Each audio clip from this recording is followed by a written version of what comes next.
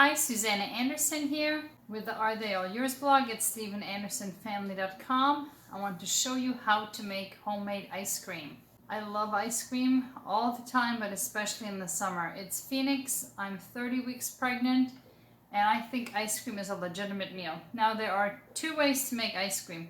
The easier method is to just put cream and milk and strawberries, sugar, whatever ice cream you're making in a blender and blending it up and then churning that into ice cream.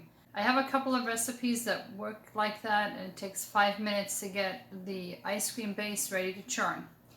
The little bit more complicated method is a cooked custard, which is then turned into ice cream. And all that means is that you're using egg yolks for your ice cream base, and you have to cook it kind of like you would cook pudding, but a lot thinner, of course. Simply because you're not making pudding, you're just making a liquid ice cream base. So I want to show you how to make that today. Now, all cooked custards follow the same basic steps and ingredients, and then you just flavor it differently. I'm going to be using exactly double the amounts of what the recipe calls for. Because we have a family of 12 and we eat a lot of ice cream, I like to keep the base on hand in the fridge, that way I can just churn it up in a matter of minutes. But the basic recipe, and you can use this for other flavors, is 2 cups heavy cream, 2 cups milk, a half cup sugar, 5 egg yolks, and either vanilla extract or vanilla bean. And then depending on how you want to flavor yours, today I'm making mint chip ice cream. So I'm going to infuse mine with fresh spearmint. Another flavor that works wonderfully for this is cinnamon walnut, or you could infuse it with pistachios for pistachio ice cream. And just a whole slew of flavors. The sky's the limit, and you can get lots of ideas on Pinterest, but you will notice they all follow the basic pattern of 2 cups cream, 2 cups milk, a half cup sugar, 5 egg yolks, vanilla, and then whatever you're using to infuse it with.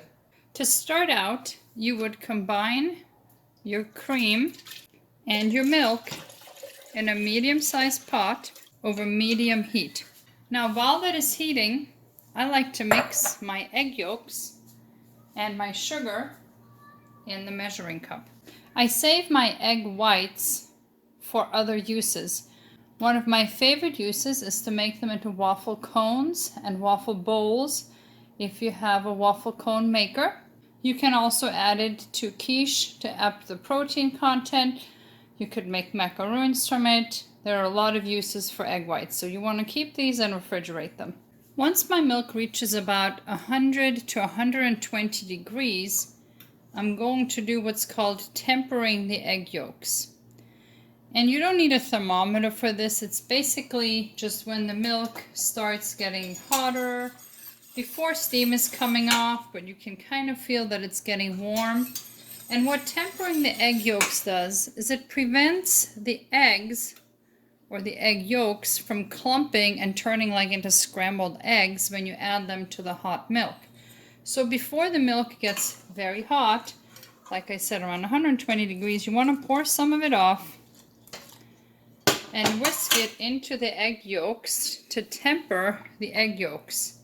Meaning you're warming them up and getting it all nice and mixed in, rather than dumping the eggs straight into a pot of very hot milk, which will make like an egg drop soup or scrambled eggs in your milk. You definitely don't want your eggs to curdle. And I'm now going to stir them into the milk and cream base while continuing to whisk. This is the base for the custard. And in order for it to turn into custard, it now has to heat to approximately 180 degrees. A thermometer is helpful for this because you don't want it to curdle. But you can also just go until it starts steaming slightly, or the mixture coats the back of a spoon when you dip a spoon in. It's not to that point yet. It's still pretty liquid. The thermometer is reading 140 degrees right now. So on medium heat, continue to stir and allow this mixture to heat until you get to about 180 degrees. My mixture has now reached 180 degrees. I'm going to turn it off and move it off the heat. And once it is off the heat, I'm going to now infuse it, in my case, with a lot of fresh spearmint and vanilla. I scraped the seeds out of the vanilla pod. Even though I'm doubling the recipe, I'm still only using one vanilla bean because they're quite expensive, and I find that I can't really taste the difference in flavor whether I'm using 2 or 1. And I'm also going to throw the pod itself in just for the 20 minutes that the spearmint is going to infuse it. That way I can get every last bit of the vanilla out of there. I'm simply going to put a lid on it to help it infuse better and let it sit for about 20 minutes. I'm going to take out my mint that has been steeping. And I don't know if you can see this on the camera, but it did color my mixture greenish. And you can see here the little black flecks from the vanilla. I am now going to pour this into a 2-quart container so that it can refrigerate. As soon as this is done cooling, it is ready to be churned. Hello again. My ice cream base has had a chance to get cold in the refrigerator overnight, and it is now ready to be churned. I have 2 quarts here. I'm not going to churn the whole 2 quarts. I typically make about 1 quart at a time. I want to talk to you about my ice cream maker.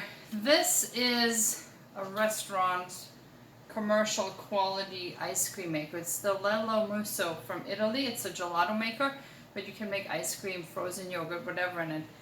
Unlike the old style where you would use ice and salt to help the ice get colder, or the kind where you freeze the bowl and then you churn the ice cream in it, this provides its own refrigeration just like a freezer would. And the advantage to that is that there's no bowl to freeze. You can leave it running indefinitely. Now, why does ice cream have to be churned? I could just take this base and I could put it in the freezer and freeze it. However, it would freeze solid. The thing that makes ice cream soft and creamy, where you can just scoop it with a spoon, is the fact that it contains air. In fact, different types of ice cream contain different amounts of air. While churning takes care of that, churning adds the air. But you want to freeze it while churning it, so there's not really a way to churn it in your own freezer because you would have to keep opening it, stirring it, putting it back in. So that's where ice cream makers come in. So like I said, there's the kind that uses ice and salt, very messy, and very small yield. There are the kind that freeze the bowl. The problem with that is that you have to store the bowl, the yield is not very large, and you're limited to churning for about 20 minutes. Especially if you live in a hot climate like ours, or if you want to make a lot of ice cream, like my large family of 12, you really want to invest in a compression ice cream maker if you are making ice cream often. I'm not saying you should buy this one, and there's a funny story to this ice cream maker. This ice cream maker is about $1,200 on Amazon. It is a wonderful piece of equipment, and in the summer I use it daily, sometimes multiple times a day.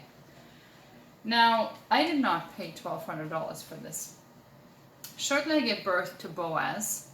I was looking on Craigslist for an ice cream maker, and I stumbled across this one. I didn't know at the time what a wonderful machine this was. But when I saw it, I looked into it, I looked at the Amazon reviews, and I was like, I have to have this ice cream maker. Well, it was on sale for just over $200. I believe it was $225, which is a steal for this machine because it also comes with lifetime warranty from the manufacturer. The only problem was that I had a 1-week-old baby, and this machine was about 2.5 hours away, just in the sticks outside Tucson. There was no way I was going to be able to drive 2.5 hours there and 2.5 hours back in the same day with a baby. So I asked my husband, I said, honey, can you pick up this ice cream maker for me? And he said, no, sorry, I'm swamped with work, I can't, I have to go to the office.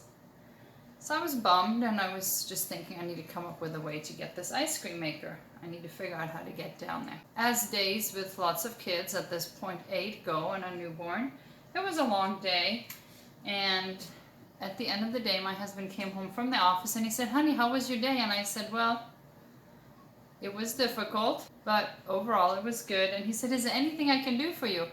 And I just hugged him and I said, no, nothing, it's okay. But I was thinking to myself, it would have been nice if you could have gotten that ice cream maker. And he said, oh, I have something for you, wait just a minute. And he went out to the car and he walked back in with this. I can't lift it up to show you how big it is, and it weighs like over 40 pounds. It's a massive contraption. And he brought it in, and instead of going to the office, he had actually driven all the way down to Tucson, picked it up, and come home and brought it to me. Now the funniest part of that story is that he actually tried to bribe the lady, and he offered her an extra 20 bucks if the lady on Craigslist would email me back and say, sorry, I already sold it to a different buyer, without telling me that that other buyer was my husband. He just really wanted me to feel the full disappointment and the full elation. But the lady said, no, we women gotta stick together. That's too much. I'm not doing that. So that's how I came to have this wonderful ice cream maker. So that was 5 years ago now. And like I said, even in the winter, we use it extensively. This is the more expensive model. They do make a smaller model that makes about 1.5 quarts of ice cream. But I will also in the description give you the link to a Cuisinart compression ice cream maker, which is a very good one, very highly rated. So if this is not in your budget and it's not used in your area, that one might be a good compromise. Now I do keep an eye on Craigslist ever since this happened. I've never seen another one since. So it was really just a blessing of God, and I'm so happy with it. Anyway, let me show you how to churn ice cream in it. This whole contraption is one solid piece of stainless steel. So you do not remove the bowl. I wash this in place, I come over with a damp rag and I wipe it out. The blade assembly does come out, just a screw in the blade. So when I'm done, I take this out and I wipe it out, get it ready for next time to go. I simply pour the ice cream base in, place a lid on it. This is not the original lid. The original lid was plastic. And I turn it to about 20 minutes. Now, depending on whether it's really hot or whether I put a lot of ice cream in, it might need longer than that. But I typically start out with 20 minutes on the timer and then I check on it again. Now, while the ice cream is churning in the background, I'm going to chop up the chocolate because I'm making mint chocolate chip. I don't actually like to use chocolate chips. They're too big. But I find that even the miniature chocolate chips are just too sweet.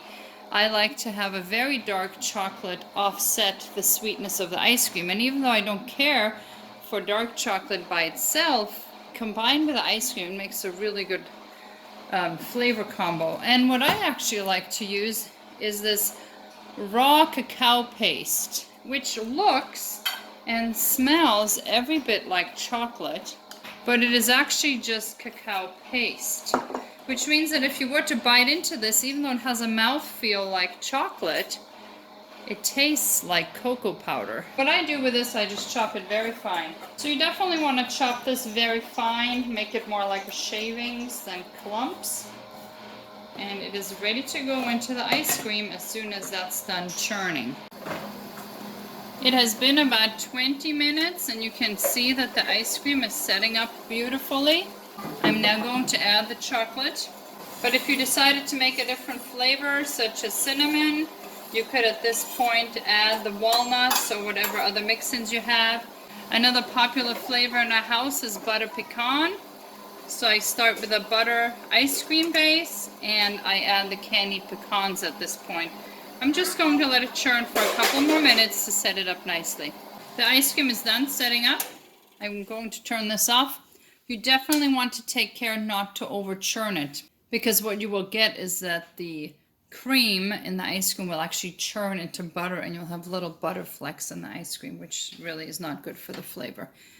So because we have such a large family, convenience is a must for us. And I like to serve ice cream in these little disposable bowls with these little disposable wooden spoons. That way when the kids are done, they can just toss it. I'm going to put the links to those in the description of the video as well. I also do have here on the ice cream station some fancy cups and spoons that are just fun every once in a while for the kids to have when I feel like a special treat and I don't mind the extra dishes. These I just pick up on Craigslist. They have plates and everything in that.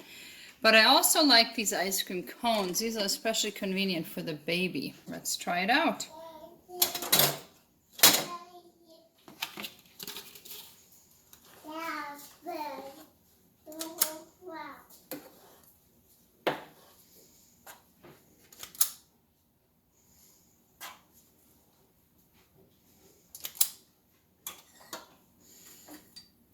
I got my little taste tester here. You can see what his eyes are on. Yep, that looks good, huh, buddy? Do you want to try the ice cream? Is that good? Oh, so good, huh? I'm going to try it too. Really good. If I do say so myself. Do you like it? Say bye-bye. Thank you for watching. Bye.